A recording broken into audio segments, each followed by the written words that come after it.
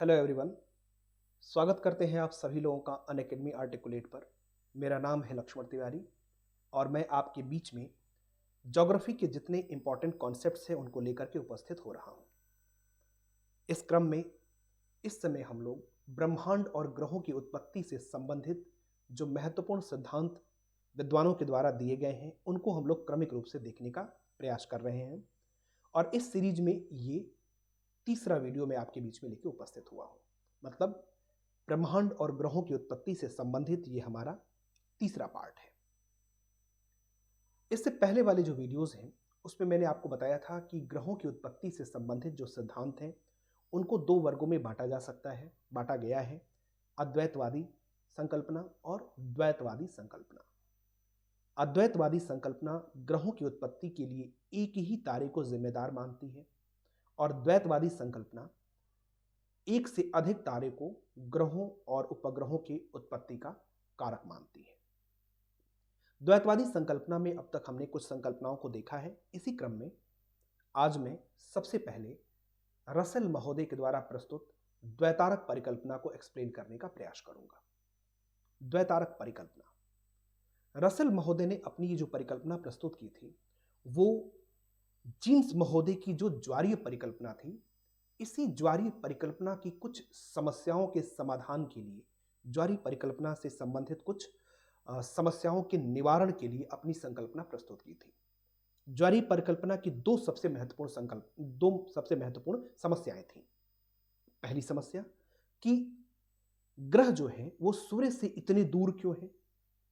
अगर हम देखें तो जो आंतरिक ग्रह है वो तो कुछ पास है, लेकिन आंतरिक ग्रह के बाद जो बाह्य ग्रह है जिसमें बृहस्पति है, शनि और यूरेनस नेपच्यून, ये तो बहुत दूर है सूर्य से। तो फिर ये सूर्य से इतने दूर क्यों है? पहली समस्या ज्वारीय परिकल्पना की। दूसरी समस्या कि ग्रहों में इतना तीव्र कोणीय आवेग क्यों है। इन दोनों समस्याओं के समाधान का प्रयास रसेल महोदय ने अपनी संकल्पना में करने का प्रयास किया। रसेल महोदय बताते हैं कि आदिकाल में ब्रह्मांड जो था, उस ब्रह्मांड में एक तो सूर्य था और सूर्य के अतिरिक्त उसका अपना एक और साथी तारा था। यह जो साथी तारा था इसकी दो विशेषताएं थी। पहली कि यह सूर्य से छोटा था और सूर्य की परिक्रमा कर रहा था। यह सूर्य के चारों ओर एक निश्चित कक्षा में परिक्रमा करने का प्रयास कर रहा था। इसके अलावा सूर्य के साथी तारे के अतिरिक्त एक और तारा भी यहां पर उपस्थित था जो इनसे काफी अधिक विशाल, बहुत बड़ा तारा था और ये भी अपने पथ पर गति कर रहा था। लेकिन एक विशेष बात यह थी कि जो सूर्य का साथी तारा था उसके विपरीत दिशा में इस विशाल तारे की गति थी। मतलब सूर्य का अगर साथी तारा इस तरह से अगर सूर्य की परिक्रमा कर रहा है तो जो अन्य विशाल तारा था वो विपरीत दिशा में अपने पथ पर आगे बढ़ रहा था। अब हुआ क्या कि एक समय सूर्य का साथी तारा और ये विशाल तारे ये एक दूसरे से न्यूनतम दूरी पर चले आए। जब न्यूनतम दूरी पर आए तो इस विशाल तारे की आकर्षण शक्ति इस सूर्य के साथी तारे पर काम करने लगी और इस क्रम में इसमें से कुछ पदार्थ अलग होने लगे और ये जो पदार्थ थे अलग होकर के इस साथी तारे की तरफ आगे बढ़ने लगे, साथी तारे की तरफ झुकने लगे। साथी तारे की तरफ कुछ पदार्थ अलग होकर के और बढ़ने लगे। अब इसके बाद क्या हुआ? जब ये साथी तारा अपने पथ पर आगे बढ़ते हुए जब दूर चला गया, जब पास आ गया, मतलब सूर्य का जो साथी तारा था वो तो सूर्य की परिक्रमा कर रहा था और जो विशाल तारा था जब वो पास आ गया तो सूर्य के साथी तारे से कुछ पदार्थ इसमें अलग हो गए आकर्षण शक्ति से। लेकिन यह विशाल तारा तो अपने पथ पर आगे बढ़ रहा था। आगे बढ़ते हुए जब ये दूर निकल गया तो सूर्य के साथी तारे से जो पदार्थ अलग हुआ था वो अब सूर्य के चारों ओर परिक्रमा करने लगा, लेकिन इसकी परिक्रमा की दिशा परिवर्तित हो गई।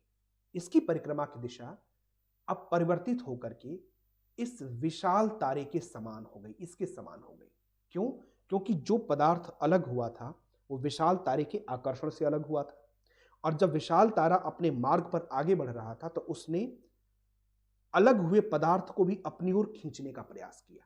जब खींचने का प्रयास किया तो इस अलग हुए पदार्थ में एक गति उत्पन्न हुई, और यह सूर्य के आकर्षण शक्ति से अभी बंधा हुआ था, पूरी तरह मुक्त नहीं हो पाया, लेकिन एक विपरीत दिशा में, मतलब जो पहले जो साथी तारा घूम रहा था उससे विपरीत दिशा में ये गति करना शुरू कर दिया। इस तरह से द्वैतारक परिकल्पना में रसेल महोदय अपनी बात को रखने का प्रयास करते हैं। इन्हीं बातों को मैं पढ़ करके एक बार सुना देता हूं, जो यहां पर स्लाइड में चीजें लिखी गई हैं। इसके बाद आगे की चीज और एक्सप्लेन करूंगा कि रसेल के अनुसार आदिकाल में ब्रह्मांड में सूर्य के अतिरिक्त दो तारे थे। एक सूर्य था, सूर्य का साथी तारा था जो सूर्य की परिक्रमा कर रहा था, और एक अन्य विशाल तारा जो सूर्य के साथी तारे के विपरीत दिशा में आगे बढ़ रहा था। इसके बाद रसेल महोदय कहते हैं कि विशाल तारे की ज्वारीय शक्ति से सूर्य के साथी तारे के कुछ पदार्थों में उभार उत्पन्न होने लगा।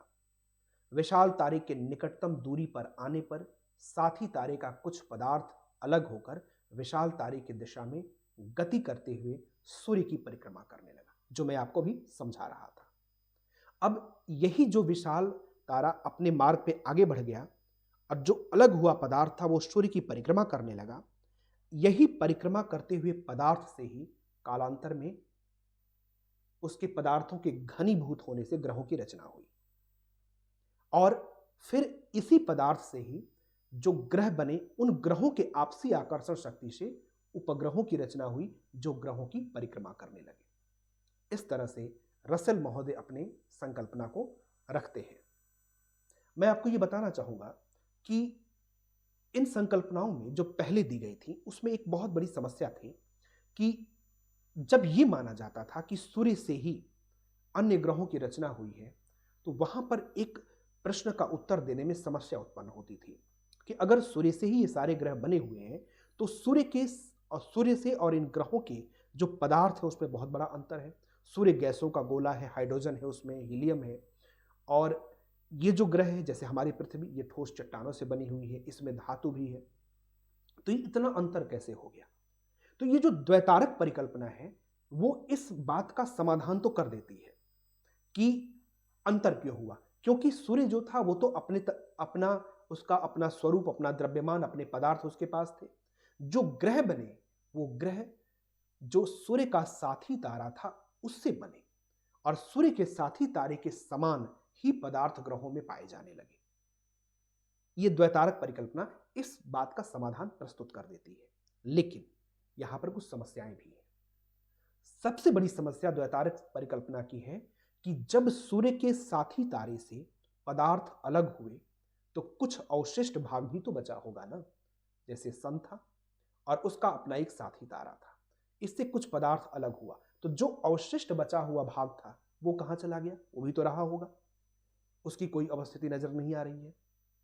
और दूसरी चीज कि ये सभी ग्रह जो सूर्य की परिक्रमा करने लगे, इस बात को पूरी तरह प्रमाणित नहीं किया जा सकता कि यह विशाल तारे के आकर्षण से निकला फिर सूर्य की परिक्रमा करने लगा। इसका कोई संतोषजनक उत्तर नहीं मिल पाता है।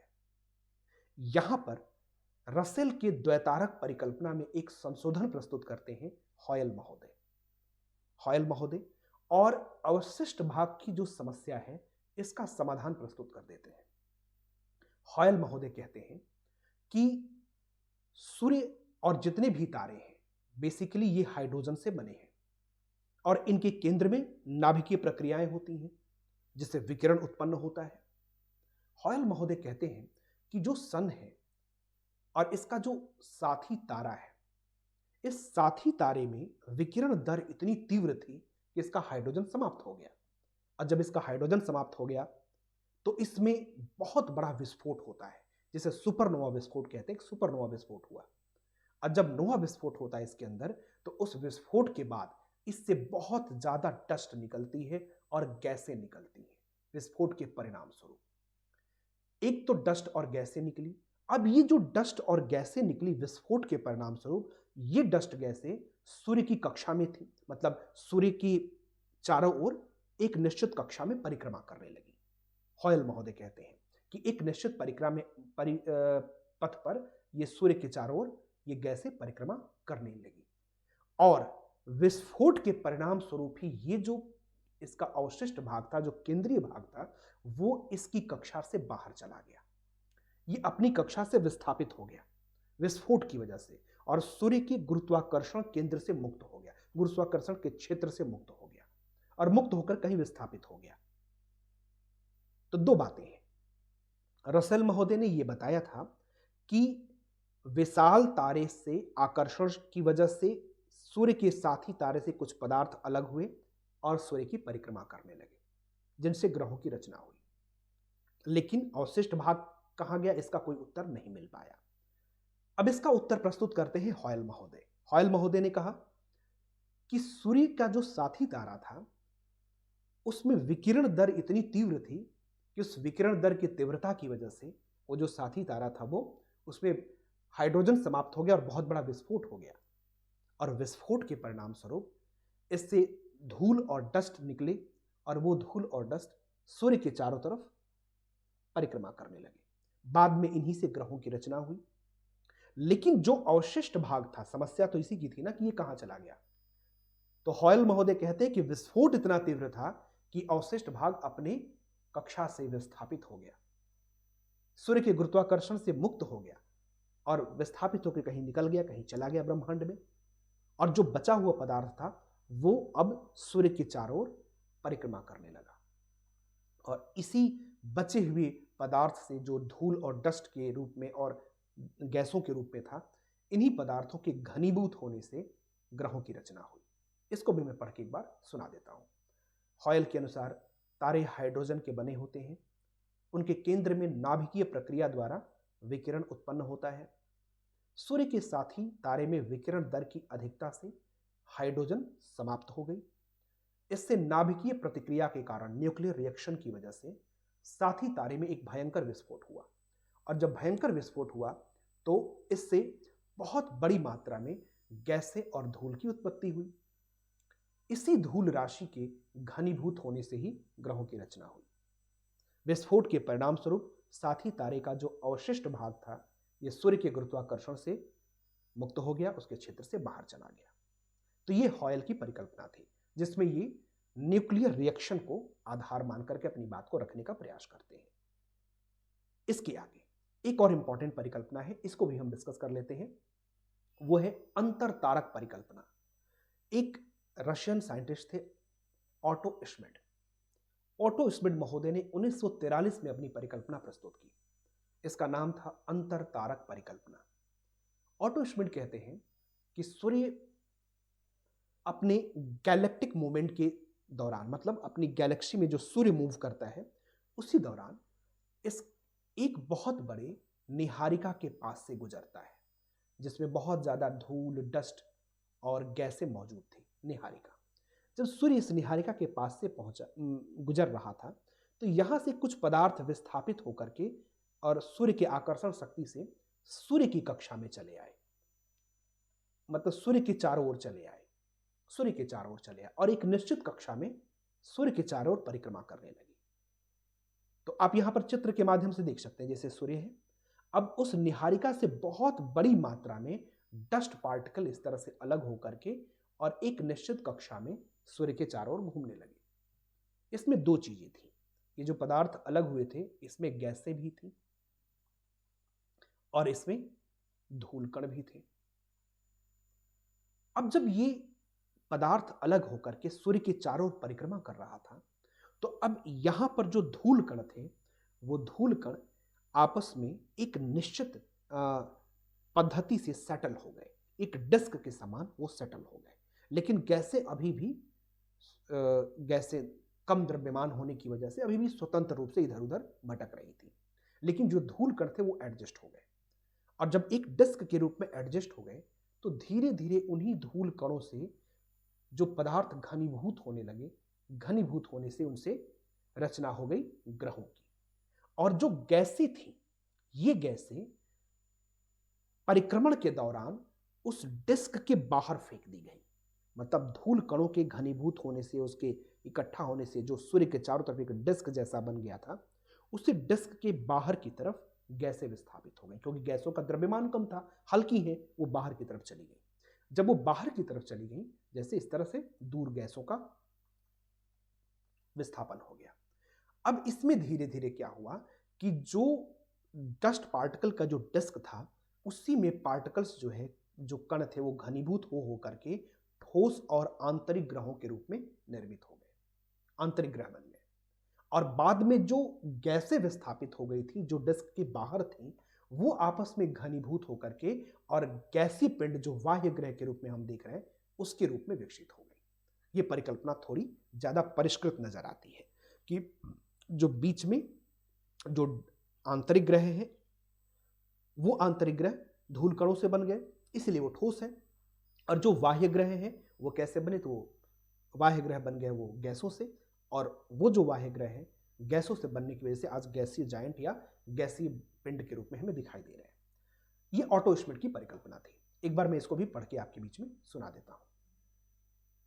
आदिकाल में ब्रह्मांड में गैसों व धूल कणों की बृहद निहारिका उपस्थित थी। सूर्य निहारिका के निकट से गुजरते हुए निहारिका के कुछ धूल व गैसों को अपनी ओर आकर्षित कर लिया, जो सूर्य की परिक्रमा करने लगे। इन गैसों की निहारिका से गैस ग्रहों का निर्माण कई चरणों में हुआ, स्टेप बाय स्टेप हुआ। कैसे, पहले धूल कणों से आंतरिक ग्रह बनेंगे, ठोस ग्रह बनेंगे, फिर गैसों से बाह्य ग्रह जो गैस पिंड के रूप में है वो उनका निर्माण होगा। पहले धूल कणों के डिस्क के रूप में संगठित होने से ग्रहों का निर्माण हुआ। गैसी कण जो था ये इस डिस्क के बाहरी भाग में विस्थापित हो गए, क्योंकि गैसें हल्की थी, द्रव्यमान कम था, बाहर की ओर विस्थापित हो गए, जो कालांतर में शीतलन द्वारा गैसीय ग्रहों में परिवर्तित हो गए। इसी से बाह्य ग्रहों की रचना हुई। बाद में इसी क्रम में कुछ अन्य जो पदार्थ थे बचे हुए, वो पदार्थ घनीभूत होकर समीपी ग्रहों के चक्कर लगाने लगे, जिससे उपग्रहों की रचना हुई। चक्कर लगाने लगे और इसी से उपग्रहों की रचना हुई। ये ऑटो श्मिट महोदय कहते हैं। लेकिन इस समस्या में भी, इस सिद्धांत में भी या इस परिकल्पना में भी कुछ समस्याएं हैं। जैसे कि इस परिकल्पना से इस बात का उत्तर नहीं मिल पाता है कि ये जो गैसों और धूल कणों की उत्पत्ति हुई थी वो कहाँ से हुई थी, वो निहारिका कहाँ से आई जिसमें इतने अधिक मात्रा में गैसें और धूल आदि मौजूद थे। इस बात का यहाँ पर उत्तर नहीं मिल पाता है। हालांकि ये परिकल्पना कुछ बातों का उत्तर दे देती है, क्योंकि इसमें यहाँ बताया गया है कि पहले धूल कणों के डिस्क से संगठित होने से ग्रहों की रचना हुई, जो आंतरिक ग्रह थे, और जो बाहर थे वो बाह्य ग्रह थे। तो अब कुछ ग्रह सूर्य के नजदीक, कुछ ग्रह दूर, तो इस आधार पर जो कोणीय आवेग का अंतर देखने को मिलता है, इस बात का यहाँ पर समाधान मिल गया, क्योंकि कुछ ग्रह जो थे वो करीब थे और ठोस थे, कुछ ग्रह दूर थे और गैसों से बने थे, इसलिए कोणीय आवेग का अंतर है। तो इस सब प्रश्नों का उत्तर ये संकल्पना दे ले जाती है। इस बात का भी उत्तर दे देती है अंतरतारक परिकल्पना कि आंतरिक ग्रह ठोस क्यों है, बाह्य ग्रह गैसों के बने हुए क्यों हैं। फिर भी इसमें कुछ समस्याएं हैं। तो इस तरह से हमने आपको अब तक पूछे हुए जितनी भी इंपॉर्टेंट जो संकल्पनाएं हैं उसको मैंने आपके बीच में यहाँ पे रखने का प्रयास किया है। इस सीरीज में जो आपके बीच में मैं वीडियोस लेके उपस्थित हो रहा था, ब्रह्मांडों और ग्रहों की उत्पत्ति से संबंधित सिद्धांत का वीडियो, इसमें जितना जरूरी और आवश्यक बिंदु था उतना ही शामिल किया है। इसको एक्स्ट्रा हमने इलेबोरेट करने की कोई कोशिश नहीं की है। मेरा इसके पीछे यही इंटेंशन रहा है कि बस उतनी ही बातें आपके बीच में रखी जाएं कि जरूरत की चीज़ें आपको पता हो और अनावश्यक विस्तार ना हो। अब इसके बाद मैं आगे जो ब्रह्मांड की उत्पत्ति से संबंधित जो आधुनिक सिद्धांत है उसको मैं अलग से एक वीडियो में प्रस्तुत करूंगा, और इसी क्रम में मैं धीरे धीरे अन्य जो सिद्धांत हैं, जैसे अब पृथ्वी की उत्पत्ति से संबंधित कुछ, पृथ्वी की आंतरिक संरचना से संबंधित कुछ सिद्धांत, इसके अलावा स्थल मंडल से संबंधित जो कुछ इंपॉर्टेंट कॉन्सेप्ट्स हैं, क्लाइमेटोलॉजी और एनवायरनमेंट से रिलेटेड जो कॉन्सेप्ट्स हैं, एटमॉस्फेयर से रिलेटेड जो कुछ कॉन्सेप्ट्स हैं, उन सारी चीज़ों के इंपॉर्टेंट वीडियोस को लेकर के एक एक करके आपके बीच में उपस्थित होता रहूँगा, और उम्मीद करूँगा कि आप लोग इसको पसंद करेंगे। Thank you so much.